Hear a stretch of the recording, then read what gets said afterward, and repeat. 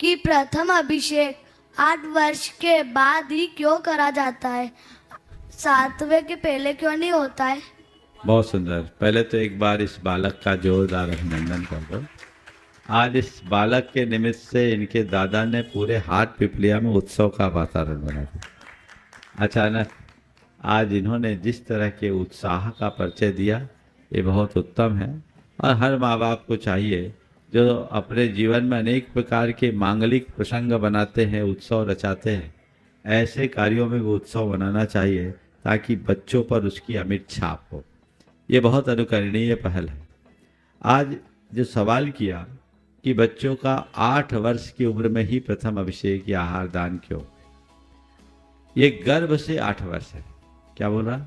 गर्भ से, पेट के 9 महीने भी जोड़ सकते हैं, यानी 7.25 साल का होने पर वो हो सकता है। 8 वर्ष की उम्र के पहले सम्यक दर्शन की योग्यता नहीं होती, और जब तक सम्यक दर्शन की योग्यता नहीं होती तब तक व्यक्ति सच्चे अर्थों में धर्म नहीं कर सकता। दूसरे शब्दों में कहें तो अभिषेक हो या आहार दान, ये धर्म की एक मौलिक क्रिया है, और धार्मिक क्रियाओं को पूर्ण समझ विकसित होने के बाद ही फलदायी माना है।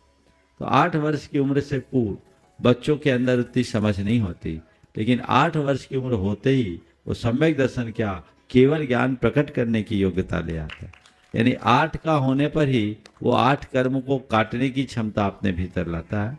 इसलिए बच्चों के साथ जब कभी भी इस तरह के संस्कार किए जाते हैं 8 वर्ष के होने पर। सबसे ज्यादा प्यार किससे किया जाना चाहिए? सबसे ज्यादा प्यार के हकदार हमारे माता पिता होते हैं, यहाँ तक कि वे हमारे लिए ईश्वर और गुरु से बढ़कर है। कृपया बताइए। बिल्कुल ठीक कहा आपने।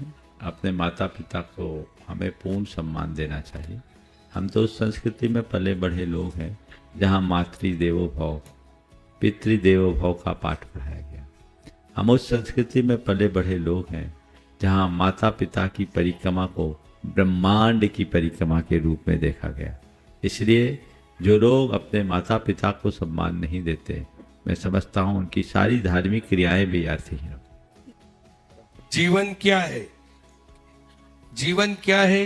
क्या परिवार, जन, धन, धान्य, कर्तव्य आदि को अपनाना मानना यही जीवन है? नमोस्तु ये गुरुदेव। तो आपसे ही पूछता हूँ, बोलो तुमने किसको जीवन मान रखा है? इसी को ना, जिसे तुमने जीवन माना है वो गोरख धंधा। क्या बोल रहा हूँ? जिसे तुमने अपना जीवन मान रखा है वो गोरख धंधा है। असल में जीवन का रस लेना ही सच्चा जीवन है, यथार्थ जीवन है। अपने जीवन को सार्थक बनाना ही यथार्थ